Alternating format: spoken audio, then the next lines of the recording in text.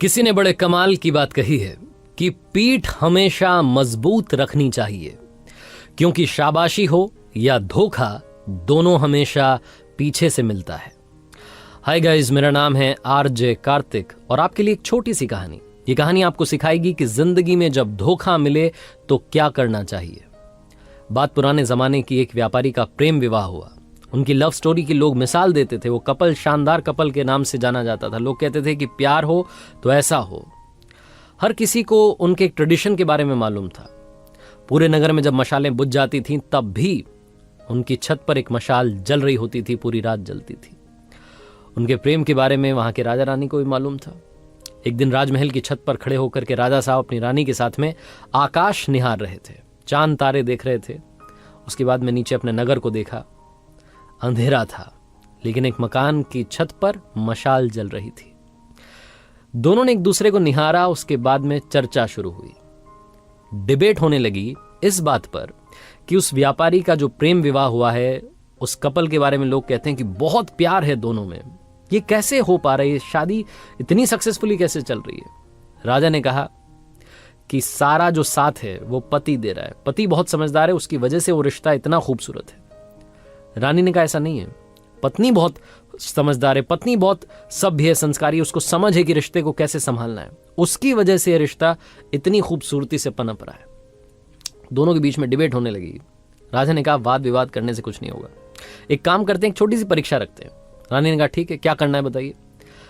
राजा ने कहा हम व्यापारी की भी और उसकी वाइफ की भी परीक्षा लेंगे और मालूम करेंगे कि दोनों के बीच में वाकई में प्यार है कि नहीं है। एक आइडिया इन्होंने तैयार किया। रानी ने अपनी एक दासी को अगले दिन व्यापारी के पास भेजा, अपने एक संदेश के साथ में, एक मैसेज के साथ में। वो जो दासी थी व्यापारी के पास गई और जाकर के कहा कि रानी साहिबा ने मुझे भेजा है और रानी साहिबा कह रही हैं कि अगर आप, मुझे कहते हुए थोड़ा सा हिचक हो रही है। व्यापारी ने कहा बोलिए ना, क्या बात है, क्या कह रही हैं रानी साहिबा। तो दासी ने कहा कि रानी साहिबा कह रही हैं कि अगर आप अपनी पत्नी की हत्या कर दें तो रानी जी आपसे शादी करने के लिए तैयार हैं। वो आप पर मंत्र मुग्ध हो गई हैं, आपसे मोहित हो गई हैं। व्यापारी ने कहा कि आप मेरी तरफ से उनसे माफी मांगिएगा और उनसे कहिएगा कि 1000 रानियां भी आ जाएं तब भी मैं अपनी पत्नी को नहीं त्याग सकता, जिंदगी भर उसके साथ रहूंगा, उसकी रक्षा करूंगा। वो दासी ये मैसेज लेकर के वापस रानी के पास आई। अब की बार जो थी बारी वो राजा की थी और अब टेस्ट होना था उस व्यापारी की पत्नी का। राजा ने एक नौकर को वहां भिजवाया, एक संदेश उसके साथ में भिजवाया। नौकर ने जाकर के उस व्यापारी की पत्नी को कहा उसी दिन उसके घर पहुंच करके कि एक संदेश राजा साहब ने भिजवाया है और वो कह रहे हैं कि अगर आप अपने पति की हत्या कर दें तो राजा साहब आपसे विवाह कर लेंगे और आपको हमारे राज्य की रानी घोषित कर देंगे। जो व्यापारी की पत्नी थी उसने कहा कि आज रात में 2 से 3 बजे के बीच में हमारे घर की छत पर जो मशाल जलती रहती है वो बुझ जाएगी और जब वो बुझ जाए तो समझ जाइएगा कि मैंने अपने पति की हत्या कर दी है। मैं राजा साहब का ये जो प्रस्ताव है इसे मानने के लिए तैयार हूं। नौकर ये मैसेज लेकर के दौड़ करके राजमहल गया, राजा को बताया कि वो व्यापारी की पत्नी आपका प्रस्ताव स्वीकार कर चुकी है और आज रात में वो अपने पति की हत्या कर देगी, उसने कह दिया है। राजा ने फटाफट से अपने सैनिकों की एक टुकड़ी तैयार की और कहा कि देखिए हमें बचाव के लिए तैयार रहना है। जैसे वो मशाल बुझेगी फटाफट से उस व्यापारी घर में जाना है, उसको बचाना है, उसकी जान बचानी है। सबने कहा ठीक है। राजा राजमहल की छत पर चढ़ा, रानी भी साथ में थी। दोनों देख रहे थे कि क्या वाकई में वहां मशाल बुझेगी या नहीं बुझेगी। चौंकने वाली बात यह थी कि 2 से 3 बजे के बीच में मशाल बुझ गई, क्योंकि व्यापारी जब वापस आया था अपनी दुकान से तो खाना वाना खाने के बाद जब सोने चले गए थे, सारी बातें वैसी ही चल रही थी जैसी चलती थीं। लेकिन इस बीच में उस व्यापारी की पत्नी ने खेल कर दिया था।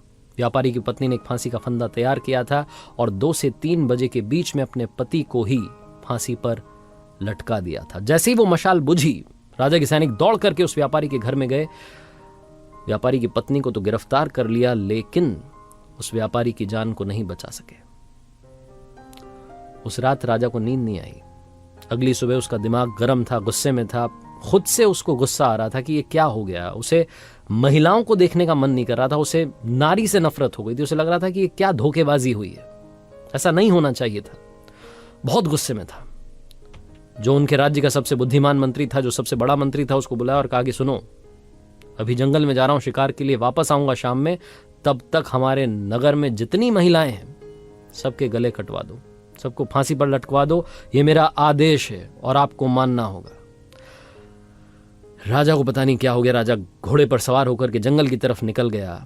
यहां मंत्री के होश उड़ गए। उसे समझ नहीं आया कि ये क्या हो रहा है। राजा साहब ने क्या उलूल जुलूल सा आदेश दे दिया, उन्हें महिलाओं से नफरत हो गई।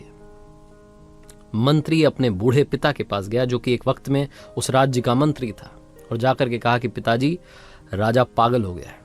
राजा कह रहा है कि जितनी भी नारियां हैं, जितनी महिलाएं हैं, उन्हें खत्म कर दो। उसे नारी जाति से नफरत हो गई।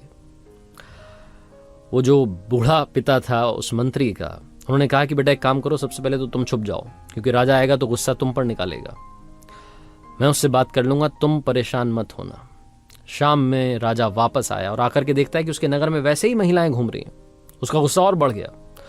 अपने राजमहल में मंत्री को ढूंढा, नहीं मिला तो उसके घर पहुंचा। घर जाकर के पूछा तो मालूम चला कि मंत्री वहां नहीं था। वहां था उस मंत्री का बूढ़ा पिता। उस मंत्री के बूढ़े पिता के पास राजा गया।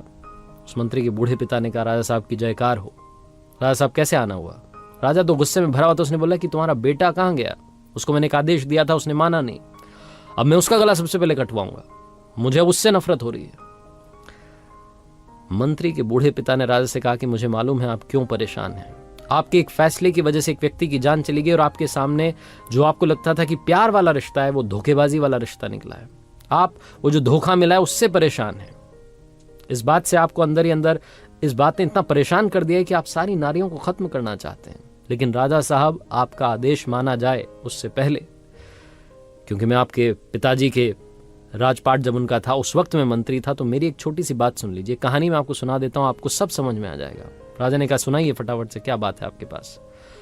तो उस मंत्री के बूढ़े पिता ने, जो एक वक्त में उस राज्य का मंत्री था, उसने एक छोटी सी कहानी सुनाई। उसने कहा कि राजा साहब, एक बार मैं आपके पिताजी के साथ में शिकार के लिए निकला था। हम रास्ता भटक गए थे। मैं जंगल में अंदर की तरफ चला गया, मुझे बाहर निकलने का रास्ता नहीं मिल रहा था। तभी मैंने देखा कि एक योद्धा अपने घोड़े पर सवार होकर के आया। उसने रस्सी मुझ पर फेंकी और मुझे बांध करके अपने साथ ले गया। मुझे पता नहीं था कि कहां ले जा रहा है। मुझे कब्रिस्तान में लेकर के गया। जब कब्रिस्तान में लेकर के गया तो मुझे लगा कि मेरा खेल यहीं खत्म होगा। मैंने बहुत अपनी जान बचाने की कोशिश की, लेकिन वो बहुत ताकतवर था। एक कब्र के पास में, उस कब्र के ठीक नीचे की तरफ, उसने एक गड्ढा खोदना शुरू किया और मुझसे कहा कि चुपचाप मेरा साथ दो। हमने मिलकर के वहां 2 कब्रें खोदी। मुझे तो समझ में आ गया था कि एक में तो मुझे दफनाया जाएगा, मेरी मौत होने वाली है। दूसरी में किसको दफनाया जाएगा मुझे पता नहीं था। वो जो योद्धा था, वहीं पास में खंडहर था। फटाफट से दौड़ के गया उसकी छत पर। उसने मुझे घोड़े से बांध रखा था और उस छत पर से एक सरकटी लाश नीचे फेंक दी। मैं डर गया, क्योंकि वो जिसकी लाश थी, ऐसा लग रहा था कि अभी अभी उसका मर्डर हुआ है, अभी अभी उसकी हत्या की गई है। वो योद्धा उतर करके वापस नीचे आया और मुझसे कहा कि सुनो, इसको दफनाना है। वो जो एक कब्र थी, उसके पैरों की तरफ वो जो सरकटी लाश थी, उसको दफना दिया गया। मैं डर रहा था राजा साहब। मुझे लगा था कि ये जो दूसरी कब्र है, इसमें मुझे दफनाया जाएगा। लेकिन उस योद्धा ने जो मुंह पर कपड़ा बांधा हुआ था उसे हटाया। वो एक खूबसूरत कन्या थी, महिला थी। उसने कहा कि घबराओ मत, मुझे मालूम है तुम कौन हो। तुम इस राज्य के मंत्री हो और इस राज्य के राजा को जाकर के मेरा संदेश देना। उनके एक राजकुमार ने मेरी हंसती खेलती जिंदगी को बर्बाद कर दिया, और राजकुमार मुझे पाना चाहता था, इसलिए मेरे पति की हत्या कर दी। ये मेरे पति की कब्र है, जिसके नीचे एक और कब्र मैंने खोदी है, और ये जो लाश है, ये उसी राजकुमार की लाश है जिसे हमने दफना दिया है। और उसके बाद वो बोलती चली गई कि अब मैं अपना गला काट रही हूं, मैं अपनी जान दे रही हूं, मैं अपने पति के पास वाली कब्र में जिंदगी भर आजीवन, जब तक नामो निशा रहे हम दोनों का, तब तक के लिए दफन होना चाहती हूं। ये जिंदगी खत्म करना चाहती हूं। अगली जिंदगी में भी जहां मिले हम साथ रहें, इसी तमन्ना के साथ में पास में दफन होना चाहती हूं। मुझे दफन कर दीजिएगा। और ये बोल करके उसने अपना गला काट दिया। राजा साहब, उस दिन मुझे समझ में आया कि सच्चा प्यार क्या होता है। उस महिला ने जो अपनी जिंदगी कुर्बान कर दी अपने पति के लिए, उसने मुझे सिखाया कि सच्चा प्यार क्या होता है। आप इस बात से परेशान हैं कि वो जो व्यापारी है उसकी पत्नी ने उसे धोखा दे दिया। आप इस महिला के बारे में सोचिए जिसने अपने पति के लिए अपनी भी जान दे दी। सिर्फ एक महिला के धोखेबाजी की वजह से आप सारी महिलाओं को कहां फांसी पर लटकाने के लिए चले थे। अपने फैसले को बदलिए। राजा को समझ में आ गया। कहानी बहुत छोटी है लेकिन हम सब के लिए बहुत इंपॉर्टेंट मैसेज लेकर के आई है। हम सब लोग जिनको कभी ना कभी धोखा मिला है, हम अंदर से टूट जाते हैं। हमें लगता है कि ये लड़का ये लड़की खराब है। सारे लड़के खराब होते हैं, सारी लड़कियां खराब होती हैं। किसी एक व्यक्ति की वजह से जिसने आपको धोखा दिया है, बाकियों को भी उसी तराजू में तौलना बंद कीजिए। जिंदगी में हमेशा हमेशा याद रखिए कि अगर बुरे लोग इस दुनिया में हैं तो अच्छे लोग भी इस दुनिया में हैं। और अगर आपका एक रिश्ता टूट गया, आपको एक जगह से धोखा मिला है, इसका मतलब ये नहीं है कि आपको हमेशा ही धोखा मिलेगा। जिंदगी में प्यार जरूर मिलेगा, ये विश्वास रखिए।